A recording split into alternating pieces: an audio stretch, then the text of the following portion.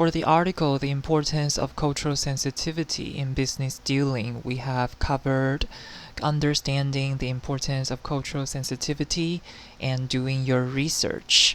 For the lecture this week, we will finish the remaining paragraphs about reducing communication barriers, reviewing workplace etiquette, and showing respect and empathy. Before you listen to my explanation of those paragraphs, I would like you to do some pre-reading activities, which are skimming and scanning. When you skim, please underline the topic sentence, and when you scan, please number the supporting sentences used in those paragraphs. Now pause the lecture and come back when you are done. Okay, I assume you did what I asked you to do. Now let's go to the first paragraph of our lecture this week. Reduce communication barriers. Let me read it for you first. One of the biggest barriers to cross-cultural business dealings is communication. Your business stakeholders may speak a different language or dialect or use hyper-local phrases with which you aren't familiar. Even though English is used as the international language of business, people have different levels of fluency. In some parts of the world, speaking directly and plainly is common in business. In other parts, more nuanced phrasing is seen as proper business behavior. As a result, it's critical to understand the way your business stakeholders communicate so you can ensure your message doesn't get lost in translation. So, the topic sentence here is, of course, the first sentence. One of the biggest barriers in cross-cultural communication is, indeed, communication. So, the first is language barrier.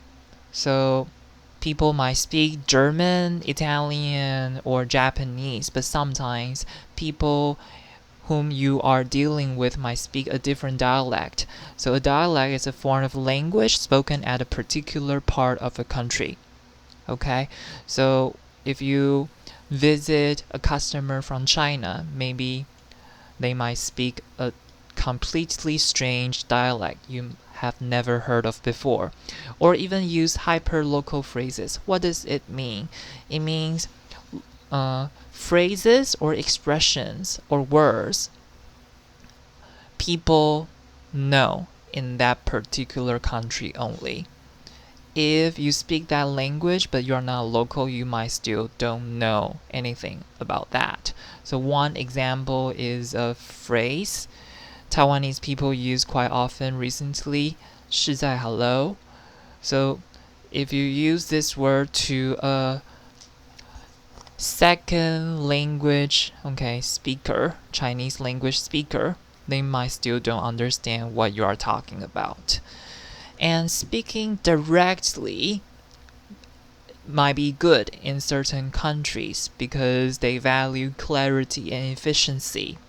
So if you have something in your mind, you can speak your mind. But in other countries, you need to use more nuanced phrasing. So what does nuance mean? Nuance means made slightly different, small differences in appearance, meaning, or sound. So if you use nuanced phrasing, it means there is more room for people to interpret. So it's not in black and white completely. Okay.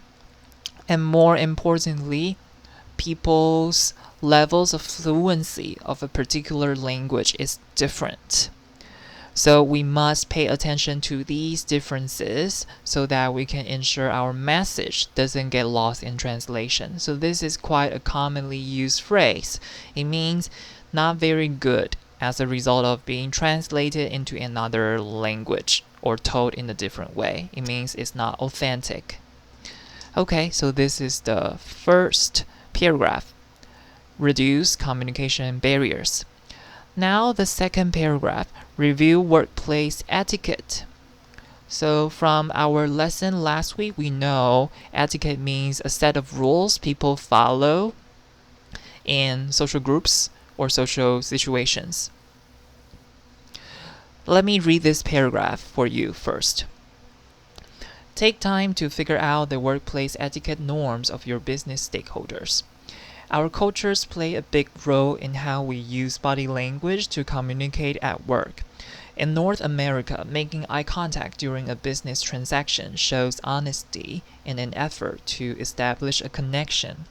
However, in Middle East, making sustained eye contact with a person of the opposite gender can be seen as inappropriate. In some parts of the world, frontline employees don't make eye contact with their superiors because it's considered rude. Lack of cultural awareness examples include making eye contact with people from cultures where it is frowned upon. Sometimes what is not said is also a cultural variation. In most Western countries, silence is seen as a problem. It signals that the person to whom you are speaking is disinterested or not paying attention. On the other hand, silence can be used to show agreement in some Eastern countries.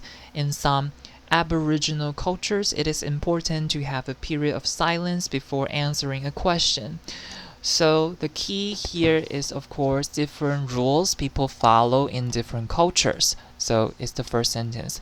We must take time to sort out the workplace etiquette norms of our business stakeholders. So one example is eye contact. In Western countries, it's very important and it is polite to look at the person to whom you are talking. But in some countries such as the Middle East, this might be impolite, okay, because of religious reason or social class. And the other example the paragraph uses is the role of silence. In Western countries, silence is problematic because it shows that you are not paying attention or you are not interested. But in Eastern countries such as Taiwan, silence is okay because it is used to show agreement. Or we do have an expression or saying in Chinese called silence is golden, 沉默是金. So different cultures do things differently and they follow different rules.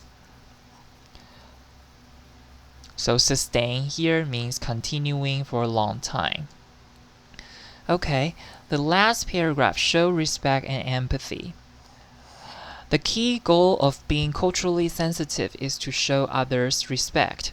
Make an effort to learn about the cultural customs your employees, customers, and partners hold dear. Show them you value your relationship with them by sharing in their customs.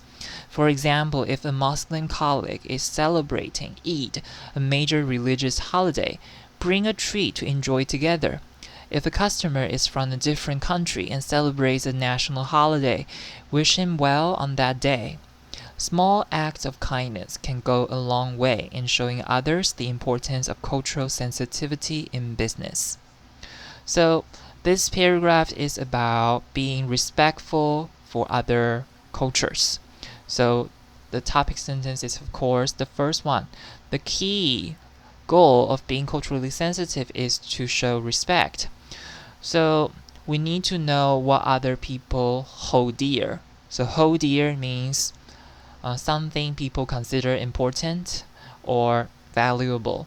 And one example it uses here is the Muslim festival called Eid.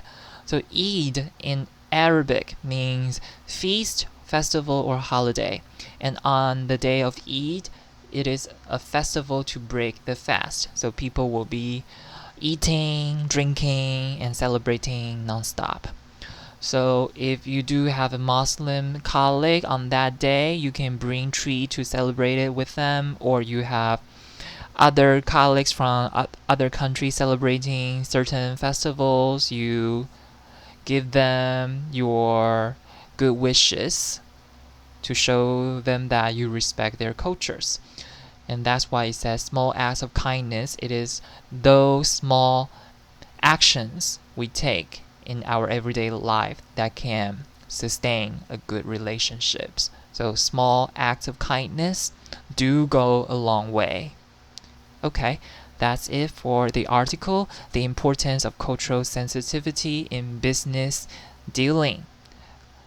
We have learned 5 sections on understanding the importance of cultural sensitivity, doing our own research, and how to reduce communication barriers, how to review workplace etiquette, and finally, how to show respect and empathy.